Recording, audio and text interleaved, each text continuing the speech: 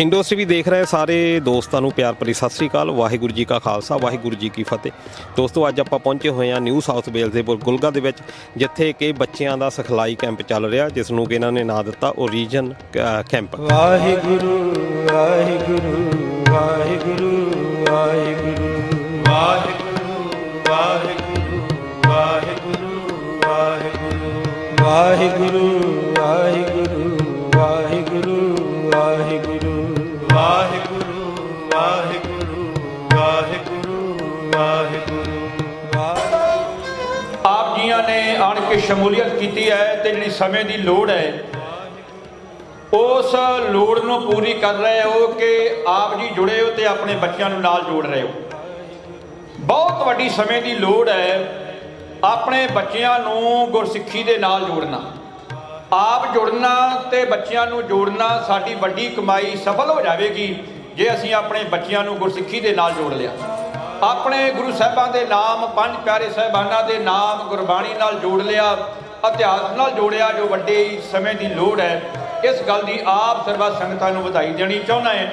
ਆਓ ਇੱਕ ਕਵਿਤਾ ਕਹਿ ਕੇ ਖਿਮਾ ਦਾ ਜੱਟ ਹੋਣ ਲੱਗਾ ਹੈ। ਕੱਲ ਹੀ ਅਜੇ ਭਾਈ ਅਮਨਦੀਪ ਸਿੰਘ ਜੀ ਹੋਣਾ ਨਾਲ ਥੱਲੇ ਹਾਲ ਦੇ ਲੰਗਰ ਹਾਲ ਦੇ ਅੰਦਰ ਵਿਚਾਰਾਂ ਚੱਲ ਰਹੀਆਂ ਸਨ। ਉਹ ਦੱਸ ਰਹੇ ਸਨ ਕਿ ਸਟੱਡੀ ਕੀਤੀ ਹੈ ਤਕਰੀਬਨ 30 ਸਾਲ ਪਹਿਲਾਂ। ਇੱਕ ਸਟੱਡੀ ਹੋਈ ਜਿਹਦੇ ਵਿੱਚ 98% ਲੋਕ ਧਾਰਮਿਕ ਲੋਕ ਸਨ। ਉਹਦੇ ਵਿੱਚ ਵਾਧਾ ਹੋਣਾ ਚਾਹੀਦਾ ਸੀ ਪਰ ਨਹੀਂ, ਗਿਰਾਵਟ ਆ ਗਈ। ਹੁਣ 48% ਰਹਿ ਗਿਆ।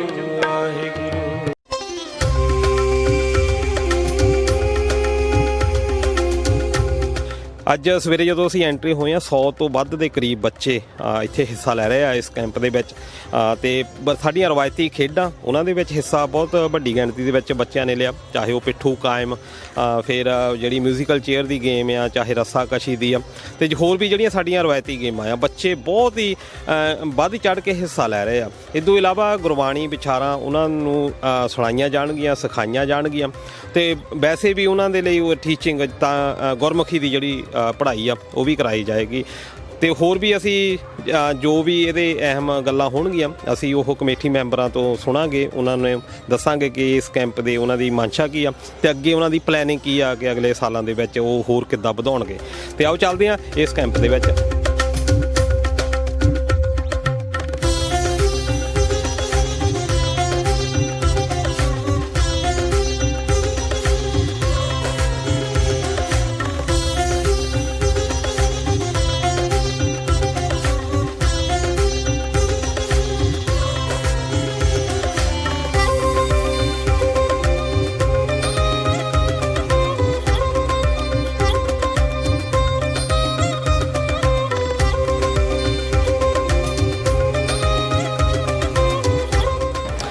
ਇੰਡਸਟਰੀ ਵੀ ਦੇਖ ਰਹੇ ਸਾਰੇ ਦਰਸ਼ਕਾਂ ਦਾ ਬਹੁਤ ਬਹੁਤ ਸਵਾਗਤ। ਤੇ ਦੋਸਤੋ, ਅੱਜ ਅਸੀਂ 10 ਜੁਲਾਈ 2022 ਨੂੰ ਬੁਗੁਲਗਾ ਵਿਖੇ ਪਹੁੰਚੇ ਹੋਏ ਹਾਂ। ਬੁਗੁਲਗਾ ਜਿੱਥੇ ਕਿ ਪਹਿਲਾ ਸਿੱਖ ਗੁਰਦੁਆਰਾ ਸਾਹਿਬ ਬਣਾਇਆ ਗਿਆ, ਉੱਥੇ ਅੱਜ ਅਸੀਂ ਆਏ ਹੋਏ ਹਾਂ। ਤੇ ਅੱਜ ਸਾਡੇ ਨਾਲ ਉਸ ਗੁਰਦੁਆਰਾ ਸਾਹਿਬ ਦੇ ਕਮੇਟੀ ਮੈਂਬਰ ਵੀ ਨੇ।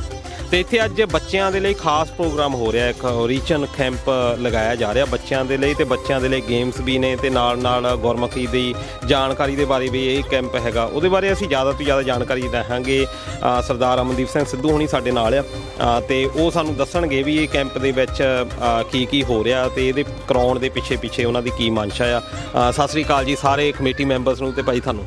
ਹਾਂਜੀ, ਸਤਿ ਸ਼੍ਰੀ ਅਕਾਲ ਦਲਜੀਤ ਔਰ ਇੰਡੋਸ ਟੀਵੀ ਦਾ ਪਹਿਲਾਂ ਤਾਂ ਬਹੁਤ ਬਹੁਤ ਧੰਨਵਾਦ ਕਿ ਬੜੀ ਦੂਰੋਂ ਚੱਲ ਕੇ ਆਏ ਹੋ ਸਾਡੇ ਰਿਕੁਐਸਟ ਤੇ ਔਰ ਕਵਰ ਕਰ ਰਹੇ ਹੋ ਜੀ। ਸੋ ਗੱਲਬਾਤ ਸ਼ੁਰੂ ਕਰਨ ਤੋਂ ਪਹਿਲਾਂ ਮੈਂ ਇੰਟਰੋਡਕਸ਼ਨ ਕਰਾ ਦਾਂ ਸਾਡੇ ਸਤਿਕਾਰਯੋਗ ਗੁਰਦਿਆਲ ਸਿੰਘ ਸੰਘੇੜਾ ਜੀ, ਵੈਟਰਨ ਮੈਂਬਰ, ਸਾਡੇ ਸੈਕਟਰੀ ਸਾਹਿਬ ਜਰਨੈਲ ਸਿੰਘ ਸੋਢੀ ਜੀ, ਤੇ ਸਾਡੇ ਪ੍ਰੈਜ਼ੀਡੈਂਟ ਸਾਹਿਬ ਨਿਰਮਲ ਸਿੰਘ ਕੰਦੋਲਾ ਜੀ ਸਾਡੇ ਵਿੱਚ ਹੁਣ ਆਪਾਂ ਖੜੇ ਹਾਂ ਤੇ ਇਹ ਦੇਖ ਰੇਖ ਕਰ ਰਹੇ ਆ ਤੇ ਕੰਮ ਅਸੀਂ ਕਰ ਰਹੇ ਹਾਂ ਜੀ। ਇਹ ਬਹੁਤ ਵੱਡੀ ਮਹਾਨਤਾ ਆ, ਖਾਸ ਤੌਰ ਦੇ ਉੱਤੇ ਦੇਖੋ ਜਦੋਂ ਸਿੱਖੀ ਸਮਾ ਜਾਂਦੀ ਹੈ ਨਾ, ਉਹ ਨਿਮਾਣਤਾ ਜਿਹੜੀ ਆ ਉਹ ਝਲਕਦੀ ਆ ਤੁਹਾਡੇ ਚਿਹਰਿਆਂ ਤੋਂ। ਤੇ ਬੜੀ ਖੁਸ਼ੀ ਹੋਈ ਮਨ ਦੇ ਵਿੱਚ ਜਦੋਂ ਅਸੀਂ ਇੱਥੇ ਐਂਟਰੀ ਹੋਏ ਹਾਂ। ਕਾਫੀ ਵੱਡੀ ਗਿਣਤੀ ਦੇ ਵਿੱਚ, ਨੀਅਰਲੀ ਮੈਨੂੰ ਲੱਗਦਾ ਮੋਰ ਦੈਨ 100 ਬੱਚੇ ਜਿਹੜੇ ਹੈਗੇ ਆ ਤੇ ਪਲੇ ਵੀ ਕਰਦੇ ਆ, ਇੰਨਾ ਇੰਜੋਏ ਕਰਦੇ ਆ। ਮੈਨੂੰ ਲੱਗਦਾ ਵੀ ਹੋਰ ਆਸਟ੍ਰੇਲੀਆ ਵਿੱਚ ਇੰਨੇ ਜ਼ਿਆਦਾ ਬੱਚੇ ਇਕੱਠੇ ਨਹੀਂ ਹੋਏ ਦੇਖੇ, ਇੰਨਾ ਜ਼ਿਆਦਾ ਵੱਡੇ ਲੈਵਲ ਤੇ ਜਾਣਕਾਰੀ ਵੀ ਕਲੈਕਟ ਕਰ ਰਹੇ ਆ ਤੇ ਨਾਲ ਦੀ ਨਾਲ ਇੰਜੋਏ ਵੀ ਉਹਨਾਂ ਦਾ ਹੋ ਰਿਹਾ। ਕੀ ਅੱਜ ਦਾ ਜਿਹੜਾ ਓਰੀਜਨ ਕੈਂਪ ਹੈ ਇਹਦੇ ਬਾਰੇ ਦੱਸੋ ਵੀ ਕੀ ਇਹਦੀ ਮਨਸ਼ਾ ਤੁਹਾਡੀ ਕਰਵਾਉਣ ਦੀ ਇਹਦੇ ਪਿੱਛੇ? ਹਾਂਜੀ, ਵੈਸੇ ਸਾਡੇ ਏਰੀਆ ਦੇ ਵਿੱਚ ਪਹਿਲਾ ਵੱਡਾ ਕੈਂਪ ਹੈ। ਮੇਰੀ ਜਿੱਥੇ ਤੱਕ ਨੌਲੇਜ ਕੰਮ ਕਰਦੀ ਹੈ, ਹੋਰ ਕਈ ਗੁਰੂ ਘਰ ਵੀ ਇਦਾਂ ਦੇ ਐਫਰਟ ਕਰਦੇ ਨੇ ਜੀ। ਉਹਨਾਂ ਨੂੰ ਆਪਾਂ ਐਕਨੌਲੇਜ ਕਰਨਾ ਪੈਂਦਾ। ਬਾਕੀ ਮੈਂ ਕਹਿੰਦਾ ਵੀ ਕੰਮ ਜਿਹੜਾ ਕੀਤਾ ਇਹਨਾਂ ਨੇ ਕੀਤਾ, ਸਵੇਰ ਦੇ 6 ਵਜੇ ਦੇ ਆ ਕੇ ਭੂੰਬੜੇ ਫੈਲਾ ਰਹੇ ਨੇ ਬਲੂਨਸ ਤੇ ਨਾਲੇ ਬਾਬਾ ਰਾਮਦੇਵ ਵਾਲੀ ਐਕਸਰਸਾਈਜ਼ ਵੀ ਹੋ ਜਾਂਦੀ ਹੈ ਨਾ, ਓਮ ਵਿਓਮ ਹੋ ਰਿਹਾ ਹੈ। ਤੇ ਜਿਹੜਾ ਔਰੀਜਨ ਕੈਂਪ ਦੀ ਗੱਲ ਕਰਦੇ ਆ ਤਾਂ ਸਾਨੂੰ ਸਾਰਿਆਂ ਨੂੰ ਪਤਾ ਹੈ ਕਿ ਇਹ ਗੁਰੂ ਘਰ ਆਸਟ੍ਰੇਲੀਆ ਦਾ ਪਹਿਲਾ ਗੁਰੂ ਘਰ ਹੈ। ਅਸੀਂ ਇਸ ਨੂੰ ਆਸਟ੍ਰੇਲੀਆ 'ਚ ਸਿੱਖੀ ਦਾ ਧੁਰਾ ਵੀ ਕਹਿੰਦੇ ਆ। ਤੇ ਇੱਥੋਂ ਹੀ ਸ਼ੁਰੂ ਹੋਇਆ, ਔਰੀਜਨ ਇਹੀ ਆਪਣਾ ਆਸਟ੍ਰੇਲੀਆ ਦੇ ਵਿੱਚ ਬੂਟਾ ਲੱਗ ਗਿਆ ਇੱਥੇ ਆ ਕੇ ਸਿੱਖੀ ਦਾ। ਸੋ ਜਦੋਂ ਇਸ ਸਾਲ ਸਾਰੀ ਸੰਗਤ ਨੇ ਪਿਛਲੇ ਕਈ ਸਾਲਾਂ ਤੋਂ ਕਹਿ ਰਹੇ ਸੀ ਕਿ ਅਸੀਂ ਬੱਚਿਆਂ ਦੇ ਬਾਰੇ ਕੁਝ ਕਰਨਾ ਹੈ, ਸੋਚਣਾ ਹੈ, ਤੇ ਕਮੇਟੀ ਵੀ 2-3 ਸਾਲ ਤੋਂ ਸੋਚ ਰਹੀ ਸੀ ਕਿ ਹੁਣ ਗੁਰੂ ਘਰ ਦੀ ਇਮਾਰਤ ਬਣ ਗਈ ਆ, ਸਾਰੇ ਆਸਟ੍ਰੇਲੀਆ ਨੇ ਬੜਾ ਸਹਿਯੋਗ ਦਿੱਤਾ। ਤੇ ਹੁਣ ਅਸੀਂ ਇਹਦਾ ਜਿਹੜਾ ਪਰਪਸ ਹੈ ਸਿੱਖੀ ਦੇ ਸਕੂਲ, ਤੇ ਅਸੀਂ ਬੱਚਿਆਂ ਤੋਂ ਸ਼ੁਰੂ ਕਰੀਏ, ਨਾ ਕਿ ਅਸੀਂ ਅਡਲਟ ਤਾਂ ਆਉਂਦੇ ਹਾਂ ਇੱਥੇ, ਚਲੋ ਜਿੰਨਾ ਵੀ ਸਿੱਖ ਕੇ ਜਾਂਦੇ ਹਾਂ, ਪਰ ਬੱਚਿਆਂ ਨੂੰ ਵੀ ਆਪਾਂ ਕਿਸ ਤਰ੍ਹਾਂ ਇਨਵੋਲਵ ਕਰੀਏ। ਤਾਂ ਫਿਰ ਪੰਜਾਬੀ ਭਾਸ਼ਾ ਦੀ ਗੱਲ ਆਉਂਦੀ ਹੈ, ਲੈਂਗੁਏਜ ਦੀ ਗੱਲ ਆਉਂਦੀ ਹੈ, ਵੈਲਿਊਜ਼ ਦੀ ਗੱਲ ਆਉਂਦੀ ਹੈ ਵੀ ਬੱਚਿਆਂ ਨੂੰ ਅਸੀਂ ਵੈਲਿਊਜ਼ ਕਿੱਦਾਂ ਦੇਣੀਆਂ ਤੇ ਉਹਨਾਂ ਦੇ ਤਰੀਕੇ ਨਾਲ ਕਿੱਦਾਂ ਦੇਣੀਆਂ। ਤੇ ਉਹ ਸਾਰਾ ਕੁਝ ਵਾਚਦੇ ਹੋਏ ਫਿਰ ਅਸੀਂ ਸਾਡੇ ਕੋਲ ਬਿਲਡਿੰਗ ਵੀ ਖਾਲੀ ਸੀ ਤੇ ਅਸੀਂ ਉਸ ਨੂੰ ਸਕੂਲ ਦੇ ਵਿੱਚ ਸਾਰੀ ਸੰਗਤ ਨੇ, ਕਮੇਟੀ ਨੇ ਸਲਾਹ ਕਰਕੇ ਇਹਨੂੰ ਬਦਲਿਆ ਤੇ ਸਕੂਲ ਸ਼ੁਰੂ ਕੀਤਾ। ਤੇ ਸਾਡੇ ਕੋਲ ਇਸ ਵੇਲੇ 125 ਬੱਚਾ ਆ ਜਿਹੜਾ ਹਰੇਕ ਐਤਵਾਰ ਪੜ੍ਹਨ ਆਉਂਦਾ ਆ ਤੇ ਪੇਰੈਂਟਸ ਵੀ ਨਾਲ ਆਉਂਦੇ ਆ।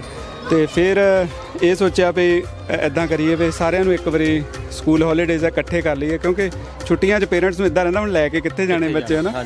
ਤੇ ਗੋਲਡ ਕੋਸਟ ਤੋਂ ਵੀ ਡਿਮਾਂਡ ਆ ਰਹੀ ਸੀ, ਸਿਡਨੀ ਤੋਂ ਵੀ, ਬ੍ਰਿਸਬੇਨ ਤੋਂ ਵੀ, ਕਿ ਅਸੀਂ ਪਹਿਲਾਂ ਵੈਸੇ 1999, 2000 ਤੇ 2001 'ਚ ਕੈਂਪ ਲਵਾਇਆ ਸੀਗਾ, ਇੱਥੇ ਲਵਾਉਂਦੇ ਹੁੰਦੇ ਸੀਗੇ। ਫਿਰ ਉਹ ਰੁਝਾਨ ਘਟ ਗਿਆ। ਹੁਣ ਅਸੀਂ ਸੋਚਿਆ ਵੀ ਉਸੇ ਤਰਜ਼ ਦੇ ਉੱਤੇ ਨਾ ਇੱਕ ਲੰਬਾ ਕੈਂਪ 2 ਜਾਂ 3 ਦਿਨ ਦਾ ਲਵਾਈਏ। ਪਲਾਨ ਇਹੀ ਕੀਤਾ ਸੀ, ਪਰ ਕੋਵਿਡ ਕਰਕੇ, ਫਲੂ ਕਰਕੇ, ਇੱਕ ਮੀਂਹ ਬਹੁਤ ਪਈ ਜਾਂਦੇ ਆ, ਉਸ ਕਰਕੇ ਅਸੀਂ ਕਿਹਾ ਵੀ ਇੱਦਾਂ ਕਰਦੇ ਵੀ 1 ਦਿਨ ਦਾ ਲਵਾ ਲੈਂਦੇ, ਦਿਨ ਦਾ ਕੈਂਪ। ਤੇ ਨਾਲੇ ਜਿਹੜੇ ਸਾਡੇ ਵਲੰਟੀਅਰ ਹੈ ਉਹ ਸਾਰੇ ਟ੍ਰੇਨਡ ਹੋ ਜਾਣਗੇ। ਸੋ ਇਸ ਵੇਲੇ ਤਕਰੀਬਨ 30 ਕੁ ਵਲੰਟੀਅਰ ਹੈ ਸਾਡੇ ਜਿਹੜੇ ਮਤਲਬ ਹੁਣ ਸਾਰੇ ਬੱਚਿਆਂ ਨੂੰ ਹੈਂਡਲ ਕਰ ਰਹੇ ਆ, ਟ੍ਰੇਨਿੰਗ ਲੈ ਰਹੇ ਨੇ। ਸੋ ਉਹਨਾਂ ਨੂੰ ਵੀ ਪਤਾ ਲੱਗ ਜਾਊਗਾ ਵੀ ਰਾਤ ਦਾ 3 ਦਿਨ ਦਾ ਇੱਕਦਮ ਲੋਡ ਪੈ ਗਿਆ ਹੈ ਨਾ। ਇੱਕ ਤਰ੍ਹਾਂ ਦੇ ਨਾਲ ਟ੍ਰੇਨਿੰਗ ਕੈਂਪ ਵੀ ਅੱਜ। ਹਾਂ, ਇਹ ਸਾਡੇ ਲਈ ਟ੍ਰੇਨਿੰਗ ਕੈਂਪ ਹੀ ਹੈ ਤੇ ਬੱਚਿਆਂ ਲਈ ਔਰੀਜਨ ਕੈਂਪ ਵੀ ਹੈ। ਹਾਂ, ਸੋ ਇਹਦਾ ਕਾਰਨ ਇਹ ਸੀਗਾ ਵੀ ਬੱਚਿਆਂ ਦਾ ਕੈਂਪ ਲਵਾਉਣ ਦਾ ਕਿ ਅਸੀਂ ਅੱਜ ਤੱਕ ਖੇਡਾਂ ਹੀ ਕਰਵਾ ਰਹੇ ਹਾਂ, ਉਹਨਾਂ ਨੂੰ ਸਰਟੀਫਿਕੇਟ ਦੇ ਰਹੇ ਹਾਂ। ਤੇ ਇਹ ਤੋਂ ਬਾਅਦ ਫਾਇਰ ਬ੍ਰਿਗੇਡ ਵੀ ਆ ਰਹੀ ਆ ਇੰਜਨ ਲੈ ਕੇ, ਆਪਣੇ ਬੱਚੇ ਉਹਨਾਂ ਨਾਲ ਫੋਟੋਆਂ ਖਿਚਾਉਣਗੇ, ਖੇਲਣਗੇ।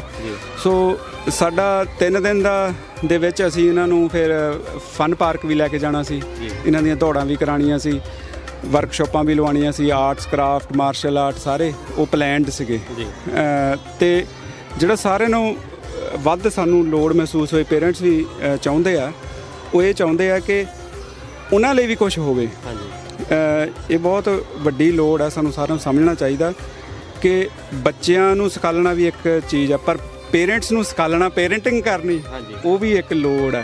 ਤੇ ਪੇਰੈਂਟਿੰਗ ਨੂੰ ਮਤਲਬ ਉਹਨਾਂ ਦੇ ਮੈਂਟਲ ਹੈਲਥ ਇਸ਼ੂ, ਉਹਨਾਂ ਨੇ ਕਿੱਦਾਂ ਵਿਚਰਨਾ ਆ, ਬੱਚਿਆਂ ਦੀ ਦੇਖਭਾਲ ਕਿੱਦਾਂ ਕਰਨੀ ਆ, ਮੇਨ ਸਟਰੀਮ 'ਚ ਕੋਈ ਕਿੱਦਾਂ ਉਹਨੇ ਬਾਹਰ ਜਾਣਾ, ਪਹਿਰਾਵਾ, ਬੋਲੀ, ਸਾਰੇ ਉੱਦਾਂ ਦੇ ਅਸੀਂ ਸਪੈਸ਼ਲਿਸਟ। ਇਹ ਵਧੀਆ ਗੱਲ ਹੈ, ਖਾਸ ਤੌਰ ਤੇ ਜਦੋਂ ਬੱਚੇ ਉੱਧਰੋਂ ਜਿਹੜੇ ਸਟੂਡੈਂਟਸ ਆਪਣੇ ਆਉਂਦੇ ਆ, ਫਸਟ ਟਾਈਮ ਪੇਰੈਂਟਸ ਬਣਦੇ ਆ, ਉਹ ਜਾਣਕਾਰੀ ਕੋਈ ਹੁੰਦੀ ਨਹੀਂ। ਆਪਣੇ ਉੱਥੇ ਇੰਡੀਆ ਵਿੱਚ ਤਾਂ ਸਿਆਣੇ ਚਲੋ ਹੈ ਨਾ ਸਲਾਹ ਦਿੰਦੇ ਆ, ਇਹ ਇੱਕ ਸ਼ਾਇਦ ਵਧੀਆ ਐਫਰਟ ਹੈਗਾ। ਤੇ ਉਹਦੇ ਲਈ ਕਿੱਦਾਂ ਕੋਈ ਪ੍ਰੋਫੈਸ਼ਨਲ ਤੁਸੀਂ ਮੰਗਾਉਂਦੇ?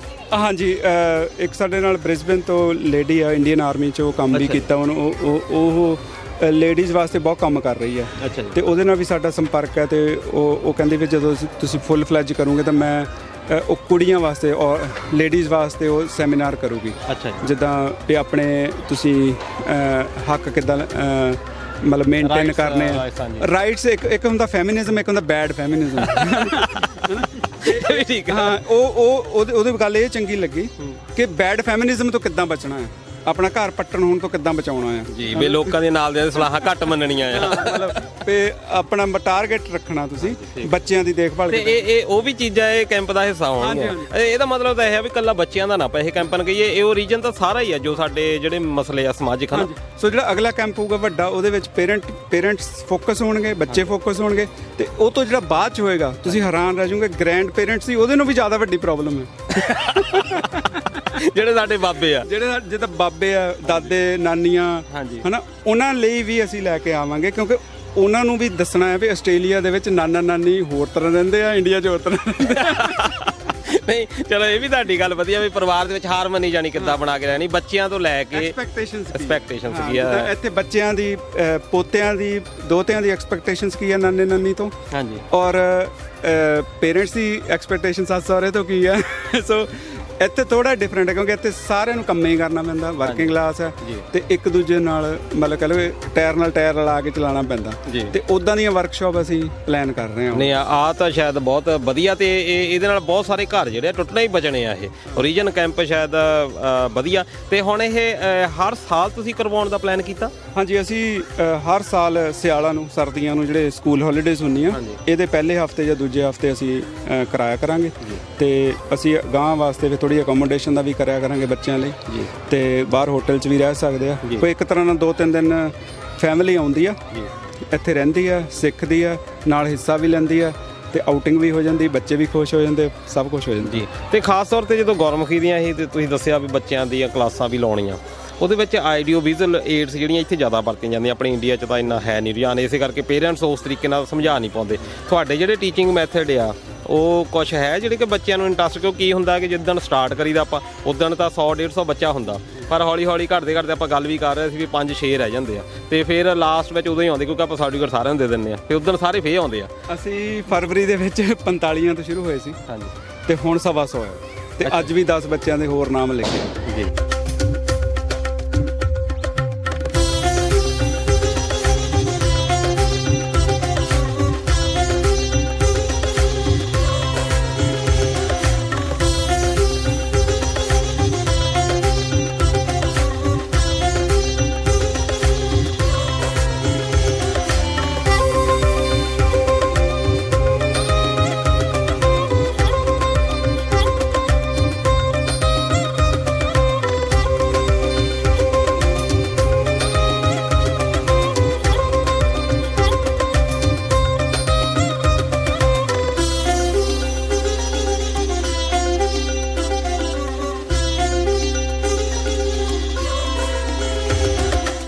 ਤੇ ਖੈਰ ਤੁਹਾਡਾ ਬਹੁਤ ਬਹੁਤ ਧੰਨਵਾਦ ਤੁਸੀਂ ਸਾਰੀਆਂ ਜਾਣਕਾਰੀਆਂ ਸਾਡੇ ਨਾਲ ਸਾਂਝੀਆਂ ਕੀਤੀਆਂ ਤੇ ਦੋਸਤੋ ਇਹੋ ਜਿਹਾ ਕੈਂਪ ਸਾਡੀ ਸੁਸਾਇਟੀ ਨੂੰ ਤਾਕਤਵਰ ਵੀ ਬਣਾਉਂਦੇ ਆ ਸਮਰੱਥ ਬਣਾਉਂਦੇ ਆ ਕਦਰਾਂ ਕੀਮਤਾਂ ਦੇ ਵਿੱਚ ਵਾਧਾ ਵੀ ਕਰਦੇ ਆ ਆਸ ਕਰਦੇ ਆ ਕਿ ਇਹਨਾਂ ਦੀ ਜੋ ਇਹ ਸੋਚ ਰਹੇ ਨੇ ਕਿ ਫਿਊਚਰ ਵਿੱਚ ਇਦਾਂ ਦਾ ਕੰਮ ਹੋਵੇ ਤੇ ਸਾਡੀ ਅਰਦਾਸ ਆ ਉਸ ਪ੍ਰਮਾਤਮਾ ਅੱਗੇ ਕਿ ਆਪਣੇ ਕੰਮ ਦੇ ਵਿੱਚ ਜ਼ਰੂਰ ਕਾਮਯਾਬ ਹੋਣ ਤੇ ਸਮਾਜ ਵਿੱਚ ਆਪਣਾ ਹਿੱਸਾ ਇਸੇ ਤਰ੍ਹਾਂ ਪਾਉਂਦੇ ਰਹਿਣ ਤੇ ਸਾਰੇ ਸੱਜਣਾ ਦਾ ਬਹੁਤ ਬਹੁਤ ਧੰਨਵਾਦ